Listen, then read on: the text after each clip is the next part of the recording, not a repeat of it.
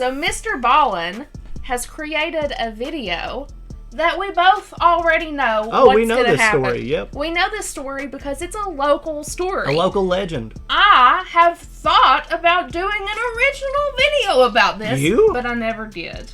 It's actually probably still in my notes on my phone. Really? Because every time I think of like something to do, I'm like, I'm going to forget this because I probably have ADHD. Right. But we both know the story very well. I'm curious to see if he's going to get the details right. How is he going to tell this? And maybe there's things about it that I don't know. Mm-hmm. So I'm curious. One of my friends put this out on social media last night, and I saw it, and she tagged me, and she said, "You guys should do a reaction about this." And I was like, well, "You know what? Here we You're are. right. We should. So let's do that." And I believe, he's going to do a good job because he usually does a wonderful job telling these stories. And I've seen a lot of criticism thrown his way here recently. Really? About, well, he didn't get these details. He does sloppy journalism and blah, blah, blah, blah, blah, blah, blah. I don't see MrBallen as a journalist. No, he's a storyteller. I see him as the guy sitting around the campfire being like, hey, have you heard about this? Yeah. I think that he does a good job with like really personal stories where he can reach out to the people who were involved and check with them if it's okay if he does a story about it, and to get as much information as possible. But a lot of these things, number one, sure that he does all that. Huh? I'm not sure that he does. I know for a fact that he does because I've heard him talk about it and I've seen it through several of his videos. What I was gonna say is like not every one of them he's gonna be able to do that. But when the people are still alive, they're willing to talk about it and stuff. He seems to do a good job at like. Yeah, being respectful. Seeing if he can get their side and if they're okay with him telling the story. And unfortunately, with this story, it's pretty old. Not only is it old, but he would not be able to contact. Right. Yeah. Anyway, I'll just save it till the end. Let's go ahead and jump into this one. This is the most effed up circus act on camera. Trigger warning, animal harm. So if that bothers you, probably this would be a good time not to watch it. Yep. But we're going to jump into it. Here we go. Are a handful of images that periodically make the rounds on the internet because they're so shocking and horrible looking that most people assume they are fake, but they're not. Today, I just accidentally pushed this because I thought it would pull it down. Did I turn the microphone on this? No. Okay. Sorry. there are a handful of images that periodically make the rounds on the internet because they're so shocking and horrible looking that most people assume they are fake, but they're not.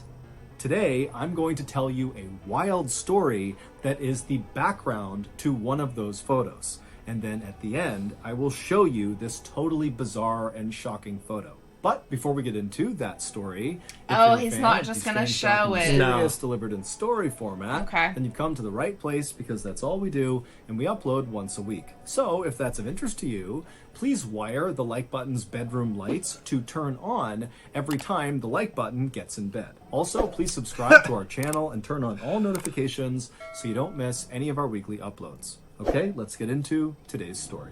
Habits Rabbits, this is a new video. I think it came out 5 days ago. Yeah, it's came out not too long ago.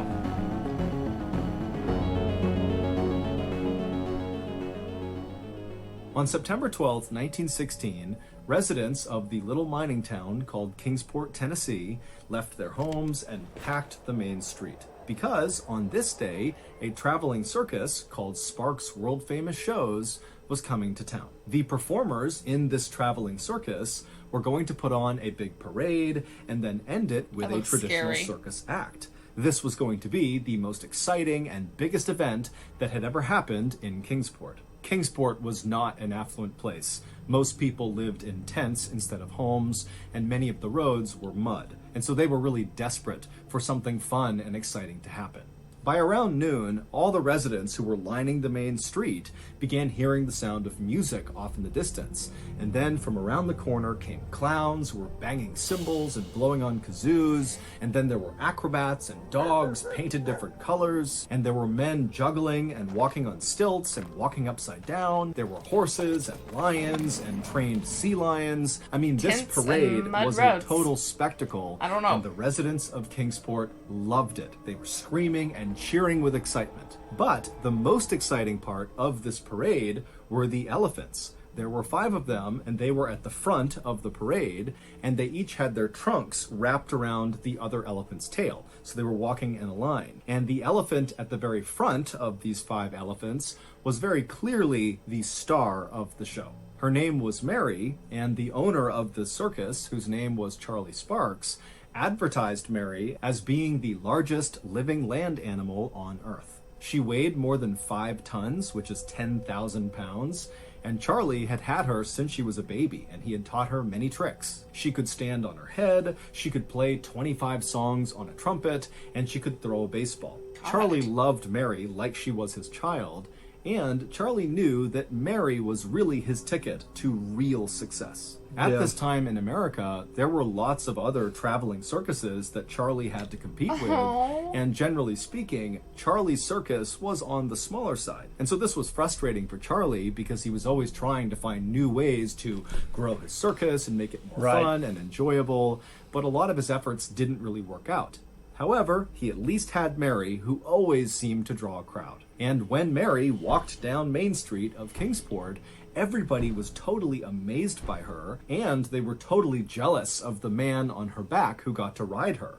It was her handler. His name was Red Edridge. When the parade finally came to an end, and Charlie was getting ready to shift the entire performance from parade to traditional circus act, Red, Mary's handler, took Mary and led her over to a nearby pond to let her get a drink of water. Red, who was 38 years old, was new to elephant handling. In fact, Charlie had hired him just a day earlier when Charlie's show had passed through Virginia, where Red was working as a janitor.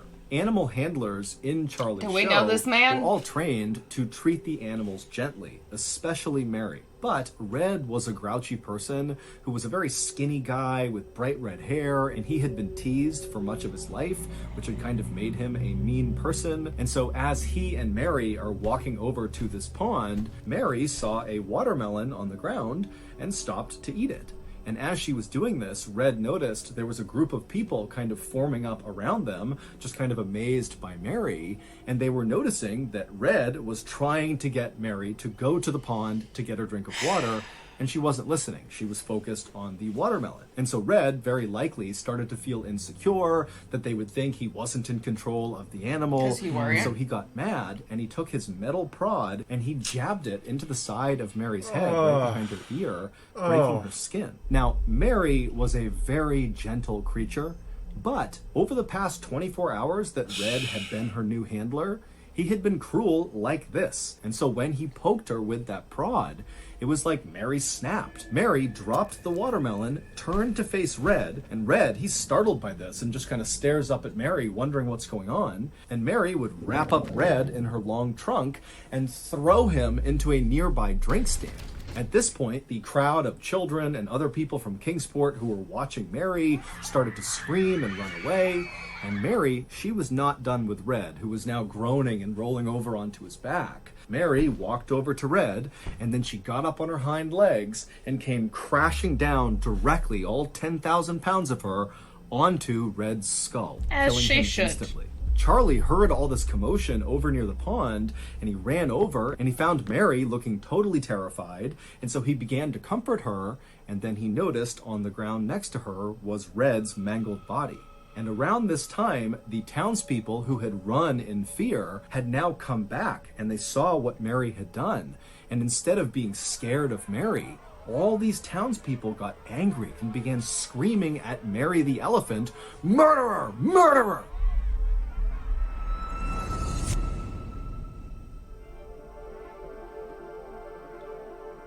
Once the news headlines fade about whatever terrible thing happened to them, the victims of violent crime and their families are often left to pick up the pieces of their shattered lives all on their own.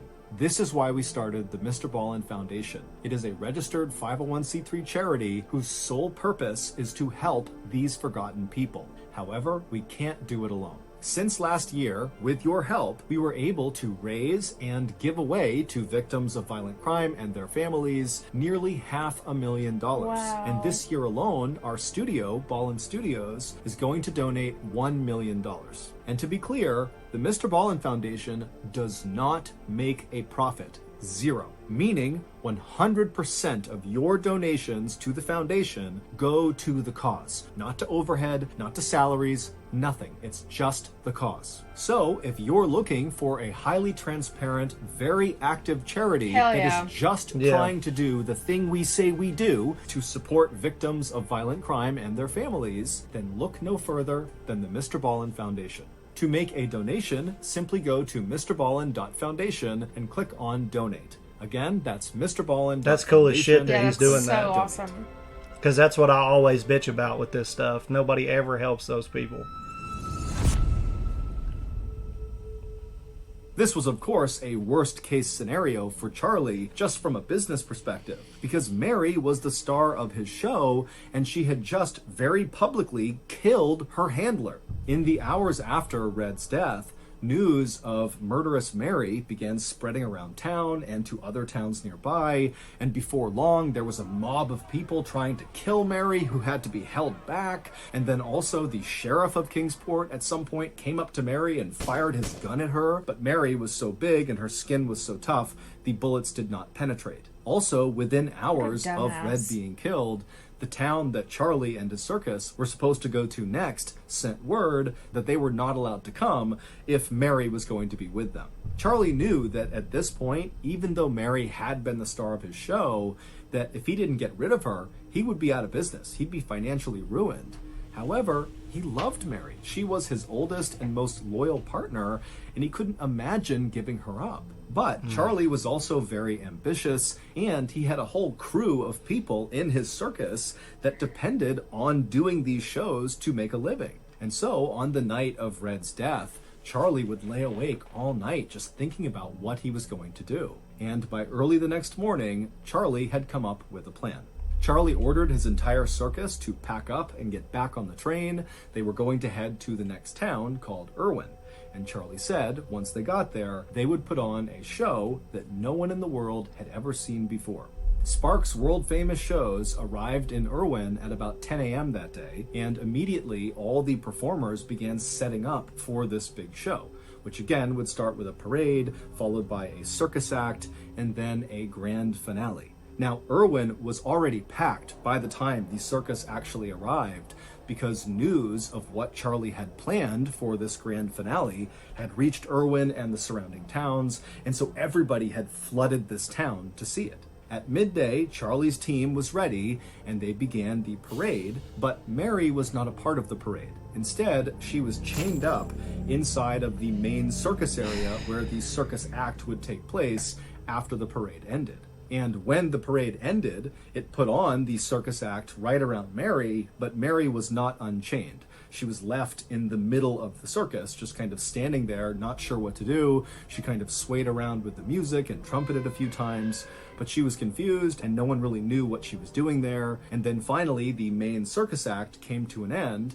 and most of the performers went back into their tents. And at this point, all of the crowd who had been watching this circus began making their way over to the railroad yard. At the same time, Charlie and several of the animal handlers came out and grabbed the 4 other elephants who were not chained up, and they went over to Mary and they unchained her, and then they formed all the elephants up in a line with each of the trunks connected to the tail of the next elephant. And they marched all 5 elephants over to the railroad yard, where now there was a massive crowd that also included the press, who had shown up with their cameras ready to capture the grand finale. Charlie led Mary and the other 4 elephants onto the railroad tracks, which were up on this embankment, and once they got up there, Charlie halted the other 4 elephants and sent them away with their handlers, and left Mary all alone on the railroad tracks. And at this point, as Charlie is consoling her, one of the circus performers came over and chained Mary's back legs to the railroad tracks.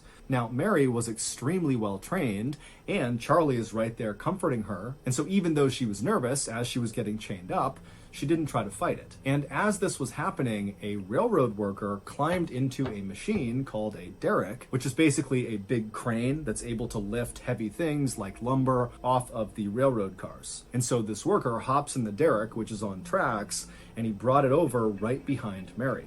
And so once the derrick was in place, and once Mary was securely fastened to the tracks, another worker climbed up onto the crane of the derrick, so the actual arm that was jutting out over Mary. This worker climbed up on top of it, and he grabbed the chain that was dangling off of it, and he jumped onto Mary's back, carrying this chain, and he looped it around Mary's neck and secured it, and then jumped off of Mary. At this point, Charlie, who was still holding on to Mary's trunk and comforting her, gave her one last embrace, and then turned away from her and walked down the embankment toward the huge crowd who had now gone totally silent, sensing the grand finale was about to start. Once Charlie reached the crowd, he turned around to face Mary. He signaled the railroad worker in the derrick, who then pulled a lever inside of the derrick. At this point, the only sound that could be heard across the whole railroad yard was the sound of this chain that had just been activated slowly being retracted by the derrick. And so as it was pulling Mary up off the ground by her neck.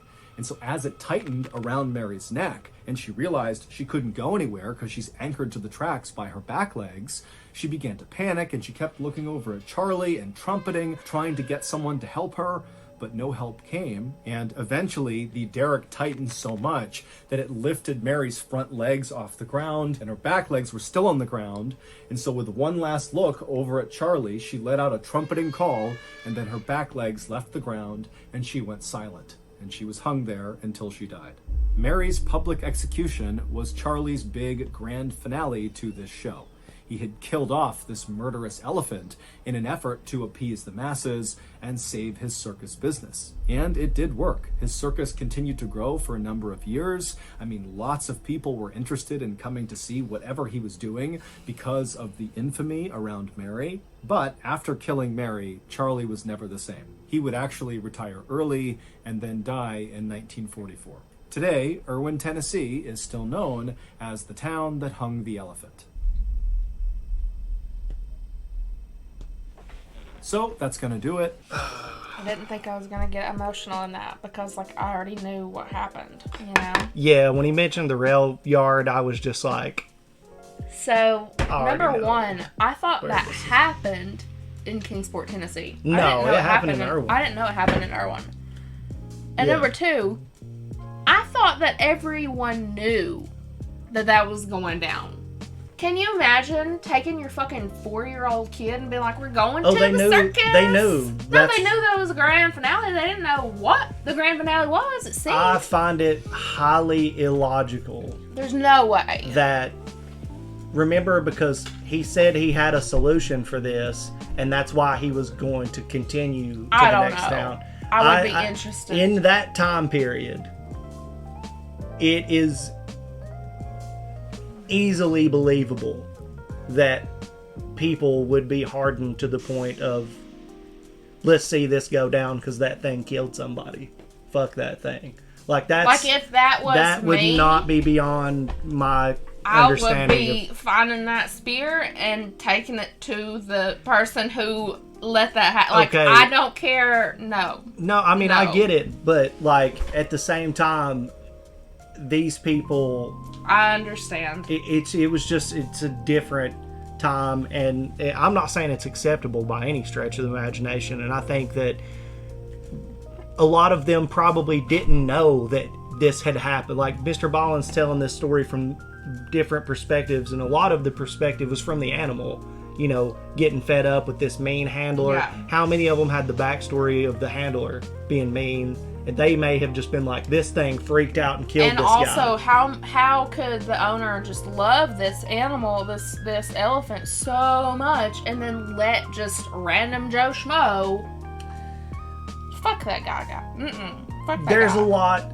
I don't think I've ever ran into anyone that knows this story in my lifetime that was like, got what it deserved. You know, it's always been like, dude, can you believe they fucking did this? Yeah. You know, people talk about it all the time, and it's just been like, my God, they hung it's a fucking horrific. They hung everything around here. Yeah. You know, I mean, literally anybody did something. I mean, there's so many hangings and shit that have happened in the area over unbelievable. And it's just like the justice system being as fucked up as it still is now, executions are questionable because like there is a large percentage.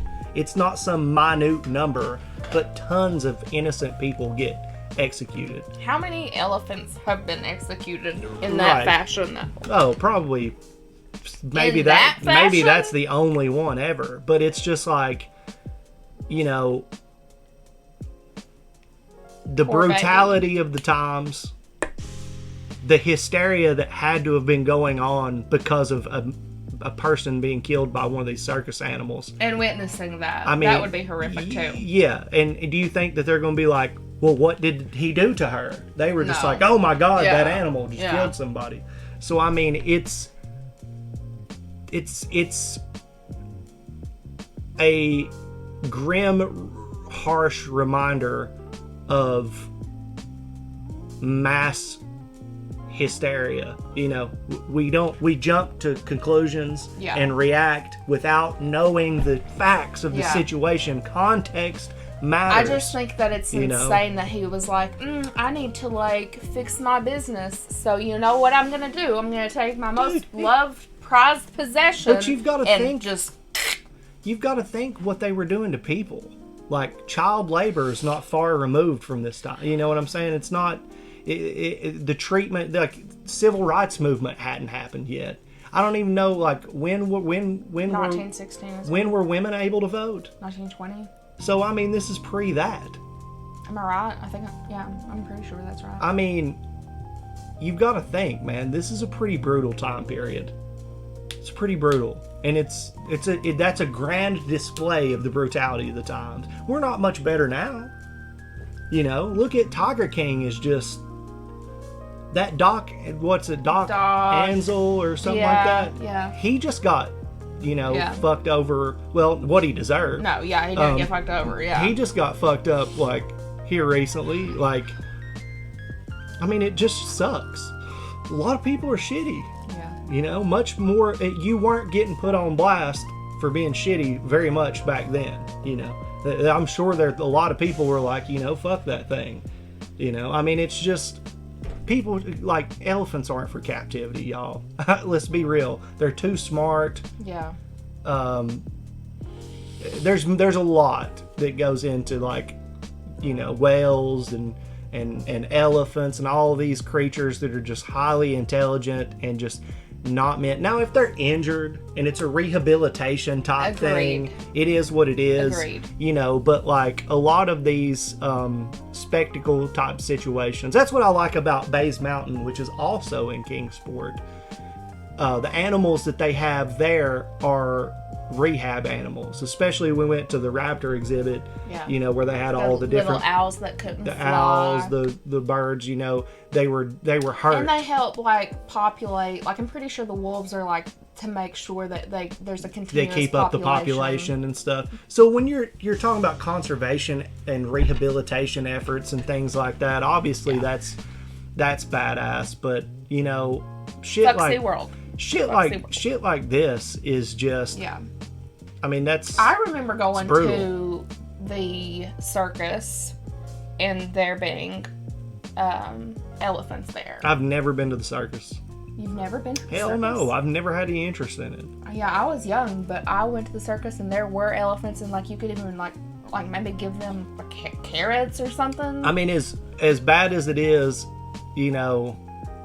I didn't recognize my own emotions around things like this. I was just very reactive. Yeah. So seeing imagery of lions with the dude with the chair and the whip, I'm like, nah, not for it. It's the reason why I never got into fishing. I've never, I mean, there's just certain things, and it's I'll eat fish, but I can't be a part of fishing or hunting or anything like that. It's double standard. I get it. But I just, and even hearing this story, again, I've never heard anybody be like, hell yeah, isn't that badass? It's always been like, dude, what the fuck? Because I've seen the picture. Yeah, I have to. Many times and just been like, holy shit. What the hell, even, and it's like, oh, this elephant killed somebody, and it's like, what were they doing with it to begin with, in this area? Why the hell do they have a damn elephant in the 1900s? It's like, come on, man. But there you go. Mr. Ballen obviously struck a chord with Nikki. Sorry that you... Well, animals, Yeah, we care about animals a lot. Too much sometimes when it comes to like what we can handle to take care of, and we've saved. Not me. We've rescued. I've never rescued animals from terrible situations. We've rescued a few animals. Tried to keep them, and well, we found better homes for them. Like, there's been several animals that we've gotten in over our heads and made sure that they go to rehabilitation places and things like that. But like if I see, like there was specifically this one pet store literally like 20 minutes away from Kingsport that I helped get closed down. Oh, right. Because they deserved the animals were in such poor conditions, and we saved 2 animals from there. Yeah. And then after the second animal, I was like, I cannot allow myself we couldn't to go save there them all. because I cannot. Every time that I go, I can't, 1, let this lady profit from it. Right. And 2, I can't take on all these animals. Right. Yeah. But anyway, there's some of our local lore for you guys. Thanks to Mr. Ballen for making this video. I think he did an incredible job giving perspective and some, empathy to the animal in this situation, because a lot of people could tell this story in a way that's just like all the people are the main focus, when really the focus is that grand finale is egregiously gross and it's a black mark on the history of our local area here. Absolutely. And so he did a good job telling the story, though. So I appreciate him for that. Hopefully you guys enjoyed our reaction to this video. If you did, you can give us a like, subscribe to the channel. You can even give us recommendations for things you want to see us react to in the future. Yes, you can do that in the comments on our Discord, on our Twitch, or our Patreon. We go live on our Twitch every Friday at 2:30 p.m. Eastern Standard Time, and we do live reactions just like this one. Yeah, so thank you guys for hanging out, and we'll see you in the next one. Guys.